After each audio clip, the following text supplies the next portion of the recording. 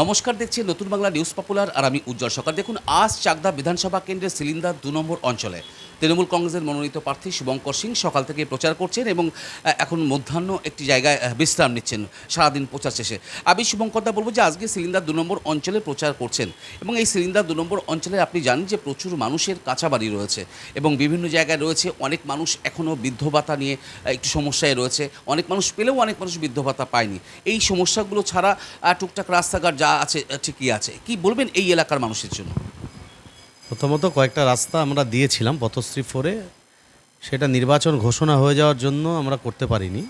আমরা প্রতিশ্রুতি দিয়েছি, আমাদের ইশতেহারেও আছে, চাকদা বিধানসভার যে ইশতেহার সেখানে আছে সিলিন্দার 2 নম্বর, 1 নম্বর, দুবরা, এই অঞ্চলগুলোতে আগামী দিনে রাস্তা সংস্কারগুলো আমরা করে দেব।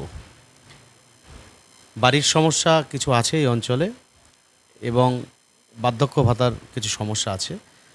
বার্ধক্য ভাতা এবং বাংলার বাড়ির জন্য আমাদের নেত্রী মমতা বন্দ্যোপাধ্যায় ইতিমধ্যে একটা ফর্ম দিয়েছেন, সেই ফর্ম নাগরিকরা ফিল আপ করছেন যারা পাওয়ার মতন উপযুক্ত।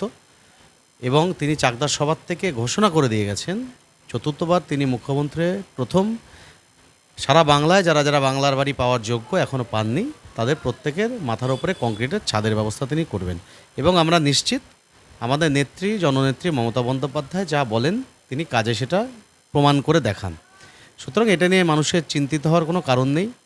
এবং আজকে সারাদিন এই র্যালিতে 9টা বুথ র্যালিতে প্রচুর মানুষের সাড়া আমরা পেয়েছি। প্রচুর মানুষ আজকে বেরিয়েছে র্যালিতে, সারাদিন আমাদের সাথে র্যালি করেছেন, জনসংযোগ করেছেন।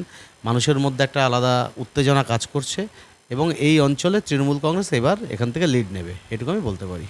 একদম। দেখুন, 2021-এ এই অঞ্চলেই আপনারা পিছিয়ে ছিলেন, এবার 2026 মানে বিগত 5 বছরে কী কী পরিবর্তন হয়েছে আপনি মনে করছেন যে এই অঞ্চলে এবার লিড নেবে? বিগত 5 বছরে চাকদায় আমরা প্রচুর কাজ করেছি।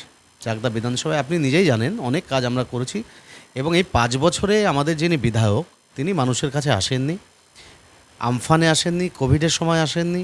তিনি নির্বাচনের আগে আবার ঠিক ভোট ডিক্লেয়ার হয়েছে তারপর উনি আবার মানুষের কাছে আসার চেষ্টা করছেন প্রার্থী পদ নিয়ে।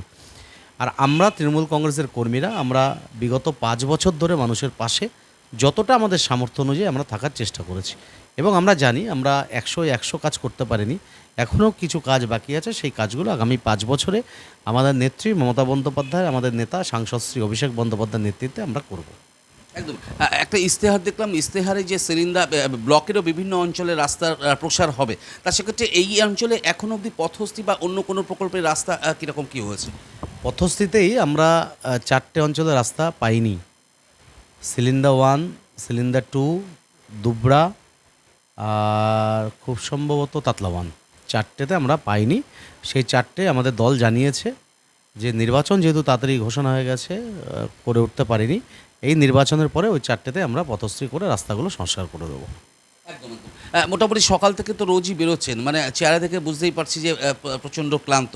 তা সেক্ষেত্রে কী খেয়ে বেরোন, সকালবেলা কী খেয়ে বেরোচ্ছেন আর কি? সকালবেলা রুটি খেয়ে বেরোই, দুপুরবেলা একটু কর্মীদের সাথে আমরা র্যালি শেষে একটু ভাত, টক ডাল এসব খাই, যা হয় একটু ডিম বা মাছের ঝোল এগুলো খাই। কর্মীরা সারাদিন ঘুরে আমাদের সাথে, কর্মীরাই ব্যবস্থা করে, সেখানে আমরা সবাই মিলে খেয়ে নিই।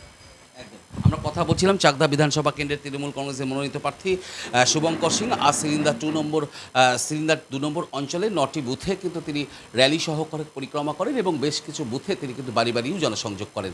কার্যত যেটা বলছেন যে এই অঞ্চলের যে সমস্যাগুলো আমরা দেখছিলাম যে অনেক কাঁচা বাড়ি রয়েছে, তার পাশাপাশি বেশ কিছু রাস্তারও সমস্যা রয়েছে, যেটা বলছেন যে রাজ্যের মুখ্যমন্ত্রী মমতা বন্দ্যোপাধ্যায় চাকদার সভা থেকে কিন্তু বলে গেছেন যে রাজ্যের সমস্ত বাড়ি কিন্তু এবার পাকা হবে। সেই কথাই কিন্তু ওগরালেন চাকদা বিধানসভা কেন্দ্রের তৃণমূল কংগ্রেসের প্রার্থী শুভঙ্কর সিংহ।